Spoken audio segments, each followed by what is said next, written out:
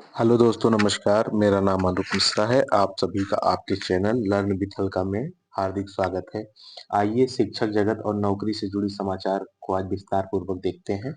चलिए दोस्तों, राधे राधे। आज सचिवालय स्तर से विशिष्ट शिक्षकों के प्राण संबंधी कार्य में तेजी लाने का आदेश सभी जिलों को वीसी यानी कि वीडियो कॉन्फ्रेंस के माध्यम से प्राप्त हुआ है। सभी जिलों में इसका असर भी दिखना शुरू हो गया। विभिन्न जिलों ने अपने अपने स्तर से पत्र निर्गत करके हर प्रखंड के बीओ और डीओ और डीपीओ ने सूचित कर दिया है वहां के प्रिंसिपल को, और वहां के माध्यम से उन सभी विशिष्ट शिक्षकों को सूचना मिल गई है कि वो अपना प्राण जनरेट करें। आइए देखते हैं प्राण जनरेट विशिष्ट शिक्षकों को प्राण जनरेट करने में किन किन डॉक्यूमेंटों की जरूरत लगती है। आइए दोस्तों देखते हैं।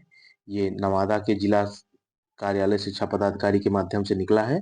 ऑनलाइन प्राण जनरेशन प्रोसेस वेबसाइट लिंक ये है, इस पे आप चले जाइए। उसके बाद क्या क्या डॉक्यूमेंट लगने हैं, डीडीओ कोड लगना है। तो आप लोग कहिएगा, तो मेरा एक चैनल है लर्न विथ हल्का के नाम से आप लोग सर्च करेंगे, वहाँ ज्वाइन हो जाइए। ये पीडीएफ आपको वहाँ मिल जाएगा, और वहाँ आप ज्वाइन होकर इस पीडीएफ को आप ले लीजिए और इन सारे डॉक्यूमेंट को आप इकट्ठा कर लीजिए। तो वहाँ पे हर जिले का डीडीओ कोड है, आप वहाँ से उठा सकते हैं। तो फिलहाल नवादा जिले का जो डीडीओ कोड है, हर जिले का डीडीओ कोड अलग होता है। उसके बाद ट्रेजरी कोड ये है।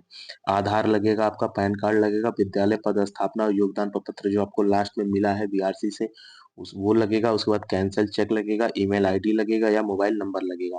कैंसिल चेक अगर आपके पास नहीं है तो आपको खाता नंबर पता होना चाहिए, वो आप उसकी जगह लगा सकते हैं। और एफएससी कोड। सबसे पहले नेशनल पेंशन स्कीम में आपको रजिस्टर्ड करना है। उसके बाद सेलेक्ट आधार मोबाइल लिंक पर नंबर पर जरूर जाएं, फिर वहां से गवर्नमेंट एम्प्लॉय पर ओके करें। फिर एम्प्लॉयर में स्टेट गवर्नमेंट बिहार डालें, फिर डीडीओ कोड डालें, फिर ट्रेजरी कोड डालें, फिर इंटर आधार नंबर डालें, फिर एक ओटीपी आएगा रजिस्टर्ड मोबाइल नंबर पे। उस ओटीपी को आप मोबाइल से वेरीफाई कराएंगे। फिर बैंक और एम्प्लॉय डिटेल मतलब अपना बैंक अकाउंट और अपना डिटेल भरिए। उसके बाद नॉमिनी में आप किसको किसको डालना चाहते हैं, जैसे आपकी पत्नी है, अगर आपका विवाह हो गया तो आपके बच्चे हैं, या आपके भाई हैं, आपके पिता हैं, जिसका भी आपको डालना चाहे, 2 3 4, किसको कितना परसेंट देना है वहां से आप वो। उसके बाद अपना फोटो डालिए, सिग्नेचर डालिए, फिर डॉक्यूमेंट अपलोड करिए। और योनो एसबीआई से प्राण जनरेशन नहीं कराना है। योनो एसबीआई बैंक में जाके आप वहां से प्राण जनरेशन नहीं करना, साइबर कैफे से आप खुद कर सकते हैं। ठीक है दोस्तों, इस प्रकार आप कर सकते हैं अपना प्राण जनरेट। लिखा वैसे विशिष्ट शिक्षक जिनका प्राण नंबर पूर्व में आवंटित है, वैसे विशिष्ट शिक्षक अपना प्राण नंबर डीडीओ इतना पर शिफ्टिंग कर देंगे। मतलब आपको वहां पे जाना है साइट खोल के और प्राण शिफ्टिंग का रिक्वेस्ट करके छोड़ देना है। बाकी आपको कुछ नहीं करना है। आपको 1 2 दिन बाद एक नंबर आ जाएगा, उसी से आपका पता लग जाएगा कि प्लान आपका जनरेट हो गया है। ठीक है दोस्तों, ये रही जानकारी कि प्लान कैसे जनरेट करें। आइए आज के समाचार पर चलते हैं। आज का समाचार है 17वीं पीटी का रिजल्ट 26 से पहले जारी होगा, यानी 26 जनवरी से पहले 17वीं बीपीएससी की प्रारंभिक सिविल सेवा परीक्षा का रिजल्ट जारी हो जाएगा। उसका आंसर किया गया है दोस्तों। खान सर, गुरु रहमान समेत कई शिक्षकों पर नोटिस भेज दिया गया है। 15 दिन का समय दिया गया। अगर वो नोटिस का जवाब सही सही नहीं देते हैं तो उनके खिलाफ कार्रवाई करने की धमकी दिया है बीपीएससी लोक सेवा आयोग ने। अगला समाचार है हाजिरी बनाने को करना पड़ा इंतजार, यानी सोमवार के दिन जब विद्यालय खुला था तो शाम को जब सब शिक्षक आने लगे तो इस शिक्षा कोष पर पिछले 2 3 दिनों से शिक्षक को उपस्थिति बनाने में काफी परेशानी आ रही है। जिला प्रारंभिक माध्यमिक शिक्षक संघ के अध्यक्ष जिलाध्यक्ष डॉक्टर शेखर गुप्ता ने बताया कि सोमवार को तो छुट्टी के समय जिले के सैकड़ों शिक्षकों को उपस्थिति दर्ज करने में परेशानी का सामना करना पड़ा। एमआईएस अधिकारी मनोज शाही ने बताया कि इसकी शिकायत कहीं से नहीं आई है, फिर भी मुख्यालय को इसकी जानकारी दी जाएगी। बीपीएससी अभ्यर्थियों का शिष्टमंडल राज्यपाल से मिला। मतलब ऐसे बीपीएससी अभ्यर्थी जो परीक्षा को रद्द कराकर पुनः परीक्षा कराने पर जोर दे रहे हैं, उनका एक शिष्टमंडल राज्यपाल से मिला। आइए देखते हैं क्या क्या बातें हुई। बीपीएससी की 17वीं पीटी को रद्द करने की मांग को लेकर आंदोलन कर रहे अभ्यर्थियों का एक शिष्टमंडल सोमवार को राज्यपाल आरिफ मोहम्मद खान से मिला।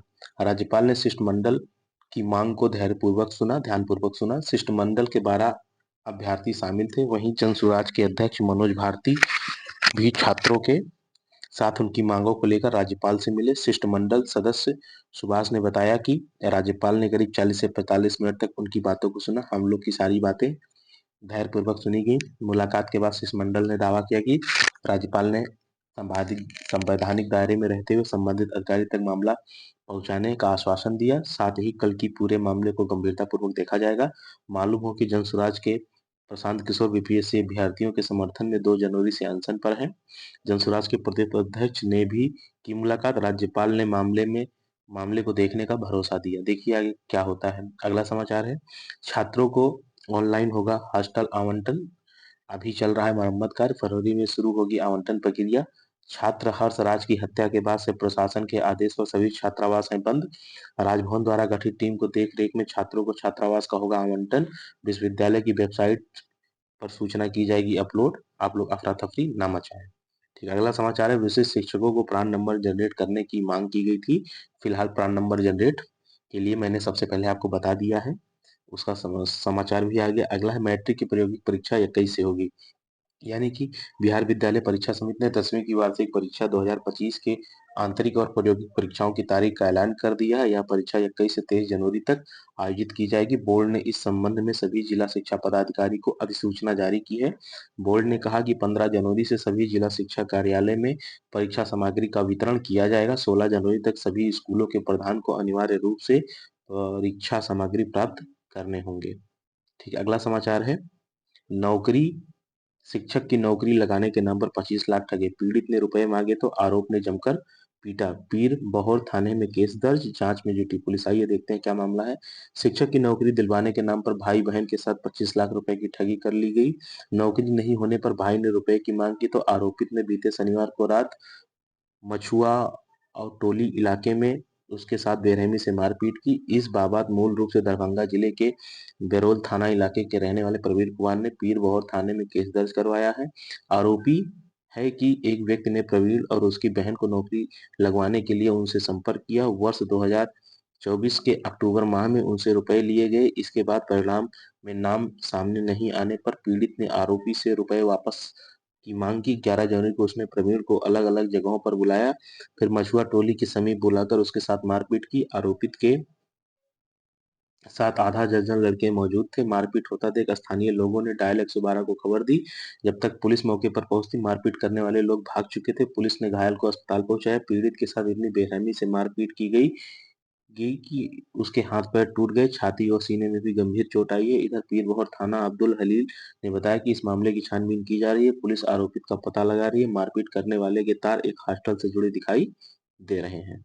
अगला समाचार है, विश्वविद्यालय ने 28 लाख प्रमाण पत्र ऑनलाइन किए हैं। मगध, पटना समेत कई विश्वविद्यालय पीछे, तेजी लाने का शिक्षा विभाग ने दिया निर्देश। विद्यार्थी अपनी आईडी और पासवर्ड से प्रमाण पत्र डाउनलोड कर सकते हैं। बहुत सारे विश्वविद्यालय के कागजात ऑनलाइन कर दिए हैं। सबसे अधिक 5.1 लाख LNM और 3.85 लाख पाटलिपुत्र विश्वविद्यालय ने किया अपलोड। विश्वविद्यालय के कार्यों को तेजी लाने का निर्देश दिया गया। सभी के सारे डॉक्यूमेंट ऑनलाइन हो रहे हैं। अगला समाचार है, एक विषय में हुए फेल तो कौशल विषय के अंक जुड़ेंगे। यानी कि आइए देखते हैं बोर्ड परीक्षा में क्या बात है। बोर्ड परीक्षा में एक विषय में अगर कोई फेल होता है तो स्किल विषय में उसे उस विषय को बदल दिया जाएगा। सीबीएसई ने इसको लेकर सूचना जारी की है ताकि बच्चे मुख्य विषय के तौर के साथ साथ कौशल विषय में भी अच्छे अंक प्राप्त करने की ओर ध्यान रखते हुए तैयारी करें।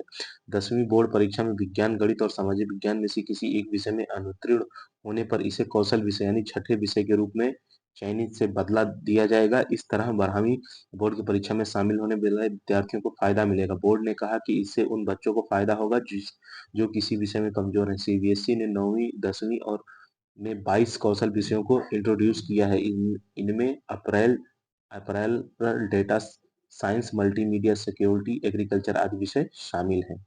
आइए दोस्तों अगले समाचार पर चलते हैं। लिखा है, बीपीएससी शिक्षकों को भी देना होगा संपत्ति का ब्यौरा। ब्यौरा नहीं देने पर जनवरी का वेतन रोक दिया जाएगा। शिक्षा विभाग के सभी पदाधिकारी, सरकारी स्कूलों के प्रधानाध्यापक और कर्मियों के साथ ही बीपीएससी से चयनित शिक्षकों को भी अपनी संपत्ति का ब्यौरा देना होगा। संपत्ति का ब्यौरा नहीं देने पर जनवरी महीने का वेतन रोक दिया जाएगा। इसको लेकर डीपीओ स्थापना की ओर से पत्र जारी किया गया है।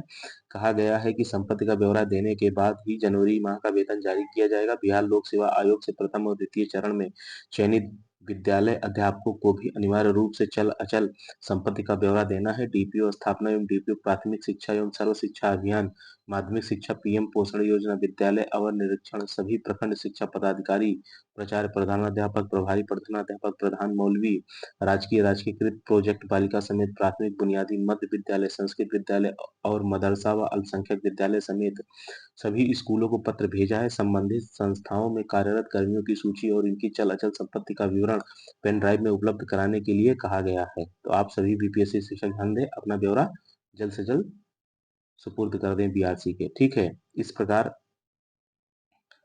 और एक खबर और है बीपीएससी टीआरई 3 के काउंसलिंग से संबंधित। आधार कार्ड, मैट्रिक सर्टिफिकेट और फॉर्म में जो नाम भरा है वो सेम रहना चाहिए। अगर किसी में कोई त्रुटि है तो आप फर्स्ट क्लास मजिस्ट्रेट से एफिडेविट बनवा लीजिए। आधार कार्ड में जो नंबर लिंक है वो चालू होना चाहिए और काउंसलिंग के समय आपके पास होना चाहिए। फॉर्म में डाला गया नंबर आधार में डाले गए नंबर से अलग हो सकता है तो उससे कोई दिक्कत नहीं है। डॉक्यूमेंट धुंधला आ रहा है तो घबराने की आवश्यकता नहीं है, जो डाउनलोड हो रहा है उसी को काउंसलिंग में लेकर जाना है। किसी डॉक्यूमेंट की जगह अगर कोई अन्य डॉक्यूमेंट अपलोड हो गया है तो आपको एक शपथ पत्र बनवा लेना है कि फॉर्म भरते समय मेरे से गलत डॉक्यूमेंट अपलोड हो गया था। काउंसलिंग के समय आपको हो सकता है डाउटफुल कैटेगरी में डाल दे, लेकिन बाद में आपको डॉक्यूमेंट अपलोड करने का मौका दिया जाएगा। अगला है चॉइस का जिला नहीं मिला तो दोस्तों बीपीएससी रेंडमाइजेशन के तहत जिला अलॉटमेंट करती है। जहां जॉब मिल रही है वहां ज्वाइन करिए, बाद में ट्रांसफर होता रहेगा। ये सवाल थे बीपीएससी टीआरई 3 वालों के। यदि आपका भी कोई सवाल है तो आप व्हाट्सएप चैनल को ज्वाइन करें और अपने शिक्षक साथियों से इसे शेयर करें। ये आपके लिए एक अच्छा समाचार है। ठीक है दोस्तों, मैंने मेहनत से आप लोगों के सामने अपने समाचार को प्रस्तुत किया है और मेरी आप लोगों से उम्मीद है कृपया आप लोग इस परिवार का हिस्सा बने और इस परिवार को आगे बढ़ाएं।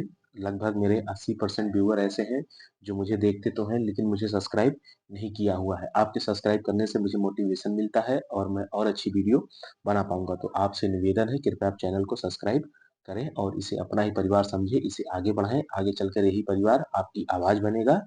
ठीक है दोस्तों, अपने से छोटों को प्यार दें, बड़ों को सम्मान करें, अपना व्यक्तित्व इस प्रकार व्यवस्थित करें कि महिलाएं समाज में सम्मानित और सुरक्षित महसूस करें।